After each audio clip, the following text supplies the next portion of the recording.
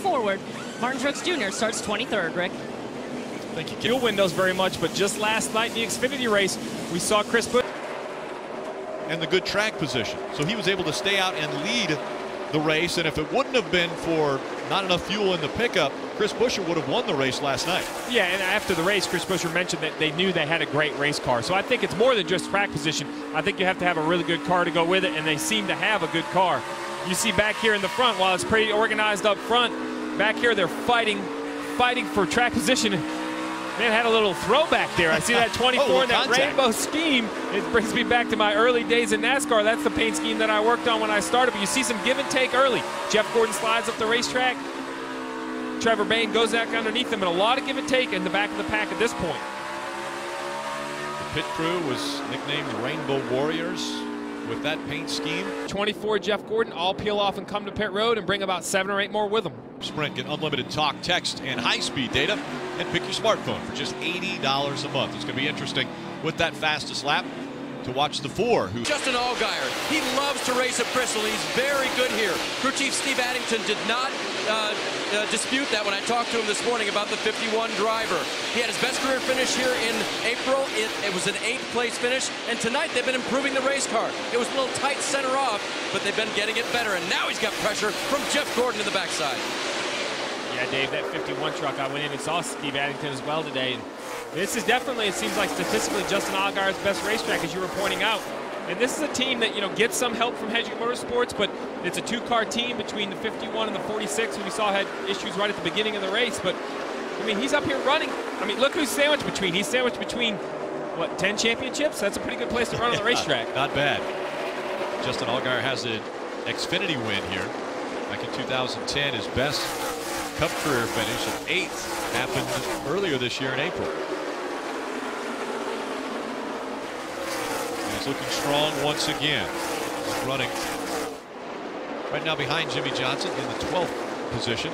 Kelly, Jeff Gordon said at the beginning of the weekend, regardless of the configuration here at the Bristol Motor Speedway, he has always felt comfortable at this racetrack. Evidence of that is his 5 victories here. However, the car right now, not necessarily to his liking. Lacking front grip, he's been awfully tight. He may have also suffered a little bit of right front damage earlier in the race. Dave? Eric Almirola got the free pass earlier. That was a bonus, but still, you have to recover from a pit road penalty. It's that, when you lose your track position, no matter how good your car is, it's very hard. You see right here, Kevin Harvick, he has a good car, but the 1 and the 24 are side by side in front of him. There's nowhere for him to go. He's just going to continue to try to fight for that real estate up top. As Jeff Gordon squeezes in, who comes in the left of the screen but Brad Keselowski. Brad Keselowski trying to make that bottom line work here. Able to get by the 4, now trying to get by the 24. Heard Harvick had to get on the throttle, off the throttle. Wasn't able to just go to the throttle and stay on it. Obviously, the better handling car is you're able to go to the throttle, squeeze it slowly, and then go full throttle. You normally don't have to go in and out.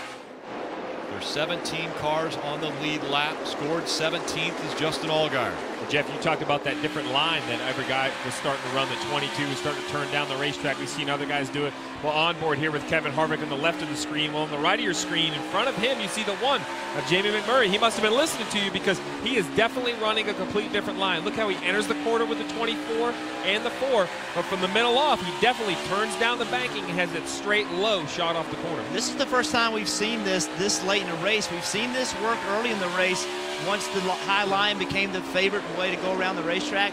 But at this point in the race, typically we see the typical groove of the 24 running really high on the exit. We didn't see what the 1 is doing. So again, I believe it's just that the rubber is sitting on top of itself and it's not working itself into the racetrack anymore. And when the cars go over it, they're losing traction. With an update on the 1 of Jamie McMurray, here's Dave.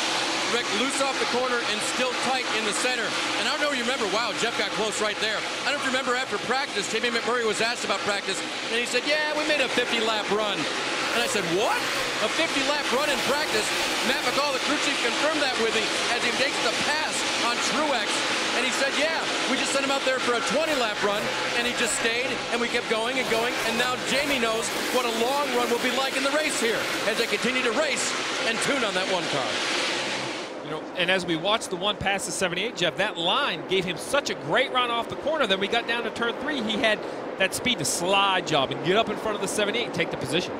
78 is falling back. He restarted 5th, and now he's fallen out of the top 10 all the way back to 12th for Martin Truex Jr.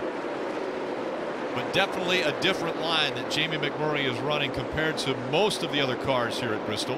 Yeah, but that's what you want out of a racetrack, Rick. You want options to drive your car a different way, and as we say this. Meanwhile, Jeff Gordon has his own issue. The car has been very loose through the course of the night. In fact, he says he's very tentative getting back to the gas. He's worried if he gets to the throttle too hard, the back end will just snap around. They've been going to work on the 24 car throughout the evening, but still, Jeff not satisfied. Kelly? Brad Keselowski now running in the 10th position. You know, you're responsible for your car. He just drove in the corner there and didn't anticipate the 41 slowing down as much as he did and got into the side of it. And you're going to think the aerodynamics doesn't matter at a place like Bristol, but with that damage on the right rear quarter panel, it's definitely going to hurt the side force of that car. You know, we talked about it in some of the higher speed tracks, how it's like leaning on a crutch. Well, now when the 41 wants to... It's late. It's very hard to recover. It's a real test. Driver, team, everybody involved. Under 134. With the 48 there. 48 came down running that line we've been talking about. The 55 was under him. He hit the 55, got the 55 low, and the 15 ran into him. So just kind of any farther low at full speed, he's going to crash both cars. It's really just a, you said, a chain reaction. Really, Jimmie Johnson pushing the two of them down. Joey Logano, Denny Hamlin, side by side. We're back to racing at Bristol. Logano with a great restart. The 24 of Jeff Gordon, his final Bristol race. On the outside, fighting for that second spot.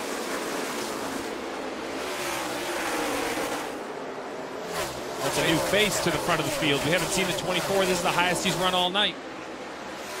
Trying to stay in that second spot with the 11. Denny Hamlin working the bottom of the racetrack. 24 of Jeff Gordon.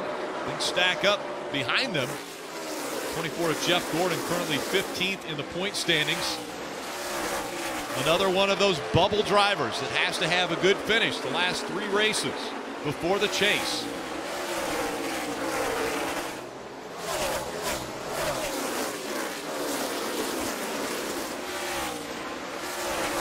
Gordon able to stay out in front of the 11, and he holds on to second.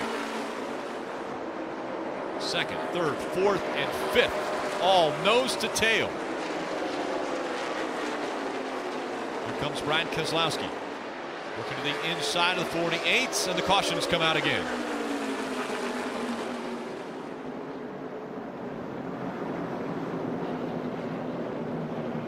And we will have another restart. This time the 24. And the 22 will make up the front row.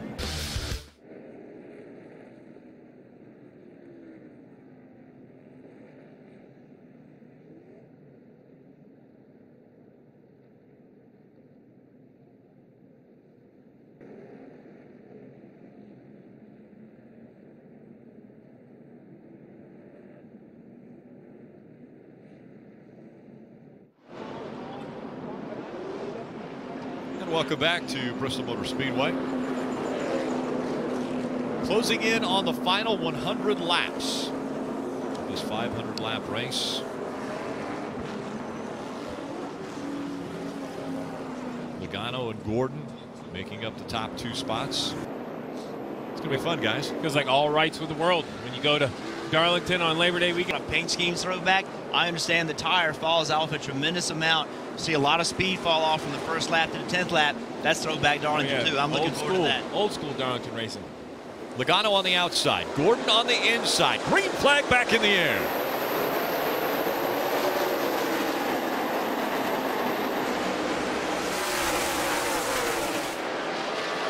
Logano clearing the 24. Here comes the 2 of Brad Keselowski on the outside. Fighting for that second spot. Gordon able to seal the deal, hold on to that second position. But here comes Brad Keselowski on the bottom of the racetrack now. Up the racetrack he goes, moving the 24 ever that much closer to the wall, and Gordon able to hold on to that position again.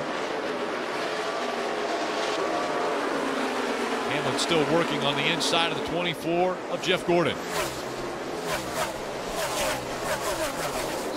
And now, Joe Gibbs Racing drivers, they were side by side for just a moment. Hendrick Motorsports, they may have been struggling the past few races, but looking strong tonight. Here comes Jeff Gordon, looking at the inside of that 18. Not able to get back by him. 18 moving toward the front. Kyle Busch up to 4th.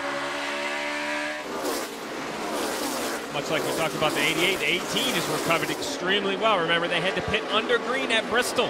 Who pits under green at Bristol and makes their way back? Jeff Gordon in the top 5.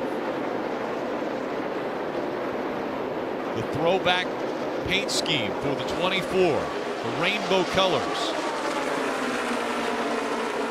This is such a classic Bristol race. We have comers and goers. It seems like every 100 laps we have a different group in the top 5. Mike. Hey guys, this is the run the 24 team has been waiting for a long, long time. If you had a conversation with Alan Gustafson any time over the last month, you could sense the frustration not having the speed in the race car they were looking for. In fact, Jeff Gordon said to the media earlier this week, he said, look, I'm being realistic. We've been behind as a team and as an organization, but if we perform to our potential, we'll be fine.